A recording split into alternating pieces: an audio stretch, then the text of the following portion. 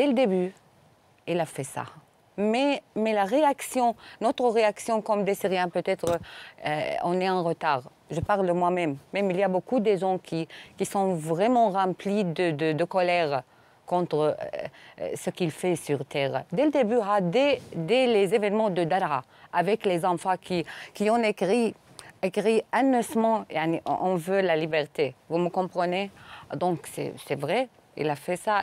Il a dépassé toutes les limites de l'humanité. C'est le diable, exactement.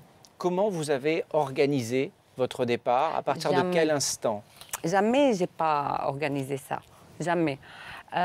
J'avais parlé dès le début de la Révolution avec des amis opposants, tout le temps, mais en secret, en cachette, car je suis une journaliste avec l'État. Je n'ose pas de parler librement, jamais.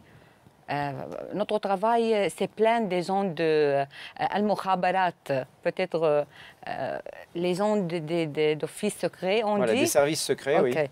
Oui. J'avais la décision avant quelques mois de voyager à l'Égypte et de faire annoncer un acte, une position, je ne sais pas si c'est vrai, contre Bachar al-Assad. Mais j'ai la peur, premièrement, la peur qui était dans tous les Syriens de Hafez al-Assad. Okay? C'est la peur terrible. J'ai peur de ma famille. Votre famille est toujours en Syrie aujourd'hui? Si. J'ai peur pour ma famille, mais j'avais la décision de partir et dire non là-bas. Mais une nuit, j'ai pas comment dire, il y a un traducteur, alors peut-être qu'elle peut nous aider. Oui, je n'ai pas supporté, pu supporter. J'étais toute seule chez moi. J'ai écrit un manifeste. Mais avant, j'écris mon page sur Facebook est plein des choses contre le régime, mais ce n'est pas très clair. Aujourd'hui, est-ce que les journalistes peuvent travailler normalement en Syrie? Que veut dire ça? Librement. Est-ce que les journalistes... Jamais. Dès le début, ils ne peuvent pas faire ça. Et maintenant, c'est plus dangereux. Même après mon départ, j'ai fait le manifeste, je l'ai publié et je m'enfuis tout de suite à Beyrouth dans quelques heures. Deux petites questions, Ola Abbas. C'est très important parce que l'actualité avance très vite en Syrie. Le Premier ministre a fait défection aujourd'hui. Il a quitté le régime de Bachar al-Assad. Qu'est-ce que vous en pensez? Moi, je crois que c'est très important.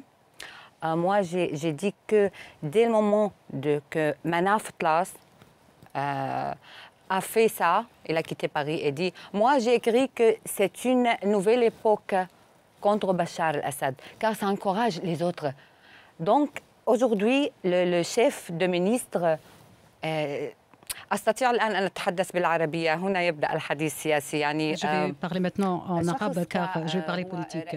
Il s'agit du Premier ministre. Donc, il est à la tête de l'autorité exécutive et qu'il puisse faire défection de cette façon-là, ceci est le début de la fin du régime de Assad.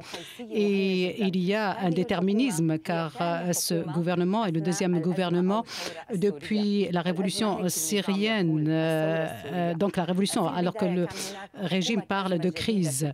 Donc au début, avec Adel Safar, ce gouvernement a échoué après la constitution syrienne qui était la première dans l'histoire de la Syrie. Et Bachar al-Assad a considéré que c'est le début d'une nouvelle étape dans les réformes et pour absorber la révolution. Et ce gouvernement a été donc formé avec Hijab, le Premier ministre, et que le Premier ministre fasse défection, cela signifie que la révolution est absolument inévitable. Et donc, c'est un échec pour Assad, pour